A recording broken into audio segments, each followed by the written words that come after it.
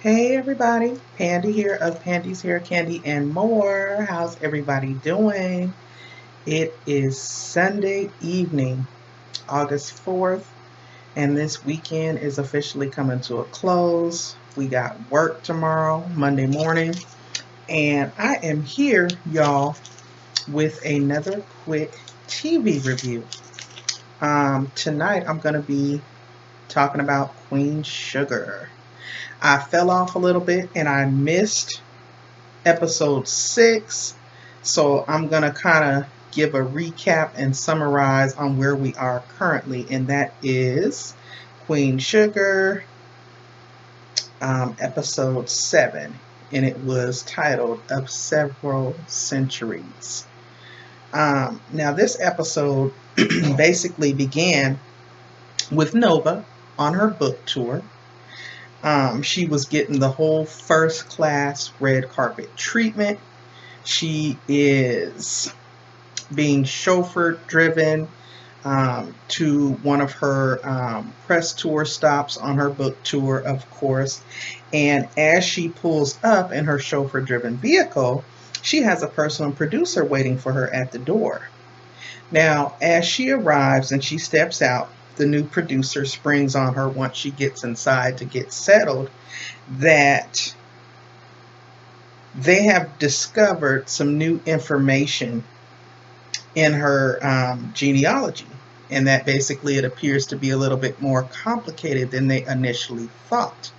And they want to bring that out in tonight's interview. Well, of course, Nova is like, no way, no ma'am. Um, it was almost ambush style the way she presented it. But she refused nevertheless, and the lady seemed pretty reluctant to accept the fact that Nova didn't want to do it, but she accepted it after a while. Now, next, we actually see Nova on stage doing her interview, and during that interview, the interviewer appears to ambush her anyway and present her with the information on the new information that they discovered, and basically they present her with information about certain facts in her book being inaccurate, and let her know that there is in fact another woman still alive who is actually a direct descendant of her mother's lineage. So apparently there's a cousin of the mother still living in one of the bayous outside of Louisiana.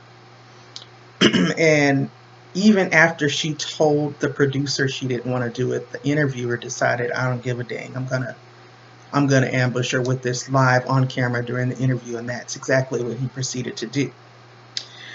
Next, we see Charlie with another one of the elected officials. I forget this woman's name. It was Joyce, I believe. But she's a woman of color. She lets Charlie know straight off the rip she doesn't really foresee her office working with her because she feels like Charlie is a part of the problem. She was once down with the Landrys, and she just isn't really feeling Charlie. And she's straight up with that. She lets her know. There's basically and obviously some level of distrust from the woman. But, they talk nonetheless. They have this sort of informal, impromptu meeting. Now, back on the farm, Ralph Angel pulls up to a boatload of cops all over. They are stuffing a handcuffed Benny into the back of one of the cruisers. When Ralph Angel immediately tries to get a breakdown of, what exactly is going on, an officer produces a bag containing drugs and proceeds to tell Ralph Angel that his employee here, Benny, had 20 some odd bags of meth in his car, and that he was being charged with possession with intent to sell meth. Ralph Angel questions the officer. So basically, he was just riding around and y'all just decided to stop him and search his car. The officer then tells Ralph Angel, no, we got an anonymous tip Ralph Angel's like, this is a bunch of BS. Y'all been seeming to get a lot of them anonymous tips lately. We then get back to Nova. As she's leaving from doing that interview, she's walking out of the door, and coming in the door is another gentleman and Calvin. Now, I don't remember, well, I'm sorry, I don't know if you guys have been following the show, but in season 1, when Queen Sugar first came out, Nova was having an affair with a married cop. He was a white guy by the name of Calvin. And remember, Nova's this pro-black, kind of full steam ahead, independent, so it was kind of odd that she was involved with him. And she was actually the side piece because he was married, and she felt like he was going to never leave his wife, so she cut it off. Then she was also struggling with the fact that she still was attracted to women, because she would often call that girl who they showed a couple of episodes ago at her first book signing, and she would go back and forth between Calvin and the girl. So she was just all mixed up with regards to her relationships. So nevertheless, as she's leaving the building, he's coming in. They're in Philly. They talk for a moment. He's basically there for a couple of days, he tells her. And then he tells her that he's finally divorced and that he's read her book. And of course, Nova asks him to join her for lunch the next day. Now we go to the diner. At the diner, Vi is moping around, still trying to, play down the fact that her and Hollywood is having serious problems. Hollywood is not at home. He's at his mother's house. She's trying to reorganize, and, they're basically trying to close the diner for the night. Now, her and the lady, I can't remember that employee's name either, but her and the employee of the diner, they leave for the evening. And minutes after they walk out, we see a hooded individual enter the diner through the back door. He begins to vandalize the premises. When Vi and her employee return the next morning, the diner is in complete shambles. It was so heartbreaking because, we all know how much pride Vi took in branching off and being able to finally step into something of her own. And she's been very successful in taking over the former restaurant that used to be there, where she used to be an employee at, and becoming a business owner with Vi's Prize Pies. So it was heartbreaking to come in and see the diner in such disarray. It was heartbreaking. They had overturned chairs, slashed tables, just busted up the place. Now next, we see Darla. Everybody knows how I feel about Darla. Darla's starting to really get on everybody's nerves this season. But we see Darla at work. Apparently her co-workers have been reading Nova's book because she sees it at her desk. And all the co-workers are kind of huddled up over in the corner, whispering and kikiing and laughing. And it's very awkward. They barely speak to her. They kind of stop talking as she walks in. They're whispering and being really awkward towards her. So Darla, as usual, she immediately tries to call Ralph Angel, but it went straight to voicemail. And I'm really glad that it did, because I'm tired of her playing with Ralph Angel's emotions.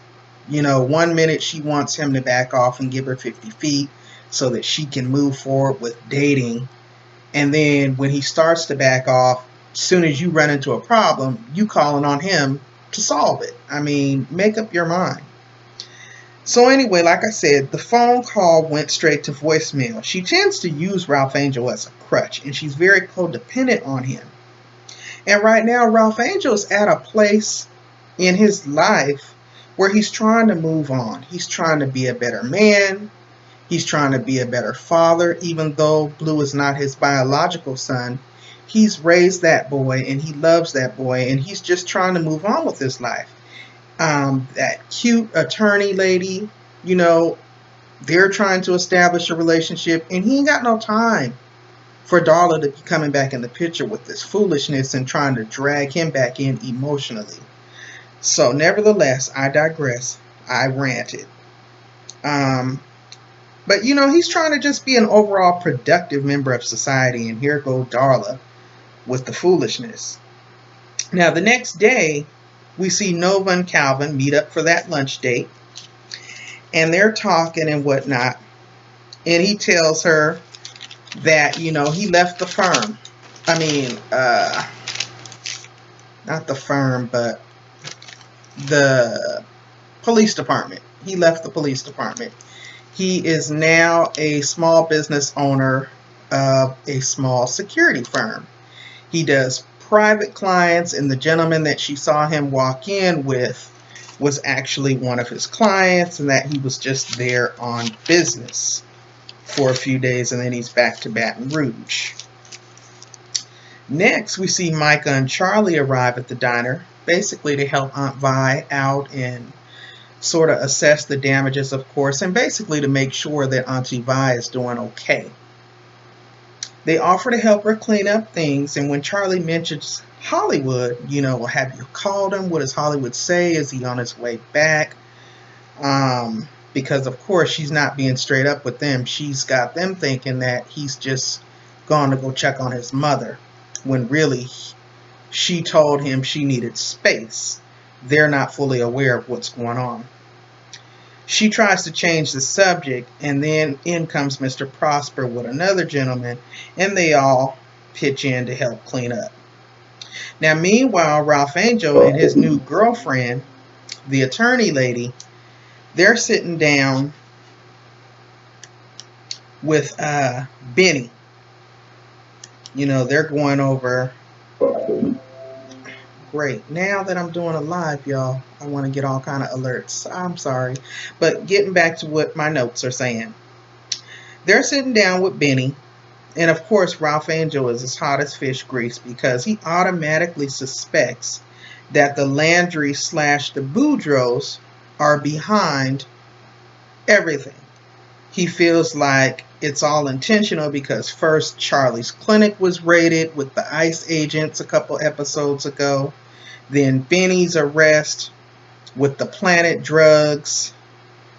And then now Auntie Vi's diner being vandalized. He's hot. He's over it. He's finally off parole. He feels like they're trying to do right, and these people are just keeping their foots on their necks and not allowing them any type of room to move forward. Now, they all agree, and they feel that it was intentional, but she assures them all that she's there to help. Ralph Angel also gives Benny some words of encouragement because Benny tends to look up to Ralph Angel. Ralph Angel was the only one willing to step out on faith and actually give Benny a second chance when he got out of prison. He let him stay there a couple of days, and he gave him a job. He's been looking out for him ever since, so he believes him. He doesn't believe that Benny was back involved with drugs, and they're just trying to sort through the whole foolishness of what's going on. Now, back at the diner, Charlie and Aunt Vi are discussing the fact that she has not made Hollywood aware of what's going on. She shares with Charlie that she was recently diagnosed with PTSD, and that she's currently trying to work through the fact that she is unable to be affectionate with the man that she married because the man who brutalized her came back on the scene. And that she doesn't want to compound any more stress on Hollywood than necessary. Now, in my opinion, I understand where Auntie Vi is coming from, but I don't agree with what she's doing. Hollywood is your man, that's your husband, and he should definitely know, regardless to what's going on with you guys, he should definitely know that someone came in and vandalized that business, and he should be by your side at a time like this. But that's just me. Now, Charlie is actually going over the surveillance footage from one of the neighboring businesses, and she asks Ralph Angel to join her. She immediately recognizes the Boudreaux's consultant taking photos of the diner in more than one of the surveillance photos. Ralph Angel also recognizes one of his farmer's sons as the hooded individual creeping into the diner. I believe it was one of the men who was rounded up in the ice raid at Charlie's clinic. Now, over lunch, Nova and Calvin, they're discussing the fact that she's on tour alone, and he's questioning her like, no family here with you. You're out here all alone. You done fell out with everybody. And then she discusses what she wrote about them in her book. It seems like they're running into each other. The previous day has dredged up old feelings in the both of them that they thought they were both over. After lunch, they go out to shoot some pool and have a few drinks and just hanging out and catching up. You know how you do when you run into people from old times. You're just catching up on old times. So they're hanging out. Now, back with the attorney and Ralph Angel, they're talking about the fact that the county is actually trying to close his reentry program that he's running there at the farm. She tells him that he has a lot of work to do and basically lets him know she's there to help. This lady genuinely cares for Ralph Angel. She's single, she's successful, and she's attractive. And she is down for Ralph Angel. I do not want Darla to come in between them. I think that her and Ralph Angel would be perfect for one another. I think they can go far. The mere fact that she's an attorney in the criminal justice system and he's a reformed criminal and he's actually trying to run a productive reentry program to help ex-cons get back on their feet when they come out, because they ain't gonna be able to go get a job at no regular workplace. I think that's phenomenal. So I hope they get through this foolishness. We shall see. Next, we see Charlie is meeting with the teen and his family that vandalized the diner. He confirmed that a man did approach him and offer him $500 and also threatened to deport his family. The Hispanic pastor that Charlie went and met with a couple of episodes back actually coordinated the meeting between this young boy and his mother, who's a Spanish-speaking woman, and apparently, he was worried about his mom getting deported back because that's what he was threatened with. And when Charlie showed him the picture of the Landry's consultant and asked, was this the man who gave you the money? He confirmed it was. So Charlie goes to meet with Jacob. She apologized for not listening to his previous warnings about how tough things would get with her. But she also let him know that she was getting ready to play hardball with him. She hits him with the old world energy deal. And he explains that sugar ain't the only thing paying like it used to. They exchange words and she puts him out of her office. Next we see Darla. And since she couldn't reach Ralph Angel, she done called the other guy. The guy from the Clean and Sober House, who she was calling herself dating, but she been pushing him off because she been still trying to string Ralph Angel along. Yeah, him. He was giving her all the right advice on how to deal with, the issues going on in the workplace, and basically advice on how to avoid relapsing back into drug abuse and addiction. And when he tells her that, she immediately gets defensive. I'm not weak. I'm not going to use. Typical drug addict behavior. And he informs her that she needs to call her sponsor, and she immediately catches an attitude with him and pushes him off. Tells him she'll call him tomorrow and this, that, and the third. Again, her codependency issues, very interesting to say the least. We then see Charlie sit down with Vi and tell her that she has brought the teen in who vandalized the diner to apologize and explain that he was threatened and only trying to help his mother and his family. Vi's reluctant to speak with him, but she does agree nevertheless.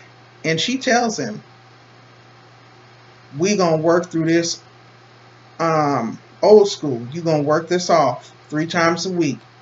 You gonna come in here and work 3 times a week until this is paid off. And he's like, yes, ma'am. And she rushes him out the door because, Vi's really a softie. She didn't want to cry in front of the boy. So then when they step out of her office, Vi's overtaken by the fact that the Hispanic community has came and showed up and showed out. They're there in droves, and they're working diligently and swiftly to restore the diner. I mean, many hands make light work, and they were just there working and trying to hurry up and rebuild and get her back up and running. So, of course, Vi shedded a few tears at that time. Next, Calvin and Nova are ending their date, or so they thought.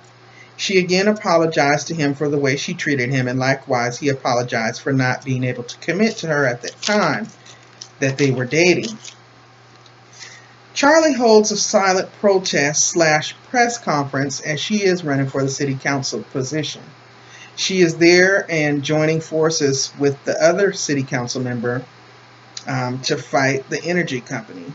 That lady who I spoke about previously, I believe her name is Joyce something. Calvin shows up at Nova's room on some "our goodbye didn't feel right" type ish, and she states that she agreed and she's scared of being broken. He shares with her that the last time he was broken, and they hook up from there.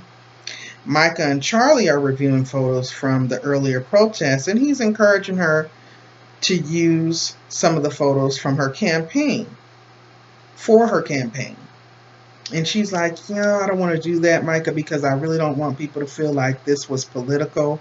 I really did this because this matters. And just as they're talking, every phone in the house rings. Her cell phone, the landline, every phone rings.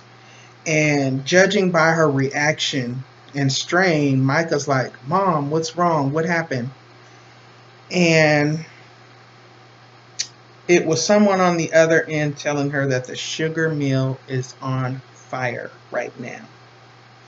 Y'all, these folks are ruthless. These Landrys and these Boudreaux, they ain't playing no games. They are playing for keeps, and they are playing dirty. And of course, you all know this is where this season's episode ended. Y'all, I am Pandy of Pandy's Hair Candy and More. Thank you so much for stopping by the channel. If this is your first time stopping by, welcome. If you are a returning subscriber, you already know what it is. Welcome back. Please take a moment, y'all, to hit the like button either on your way in or on your way out. Over here, we talk about hair, wigs, beauty, and natural hair care. I also do TV show reviews. So again, this was Queen Sugar, episode 7, titled Of Several Centuries. And this was my recap. I will be reviewing this current coming week's episode sometime this week, if not by the end of the week. And y'all, Power is getting ready to start back up, and I can't wait. So if you guys enjoyed, please take a moment to hit the like button. Please take a moment to subscribe.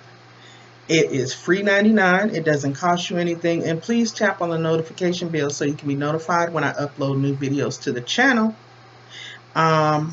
I will talk with everyone later. You all have a good night. Okay, bye.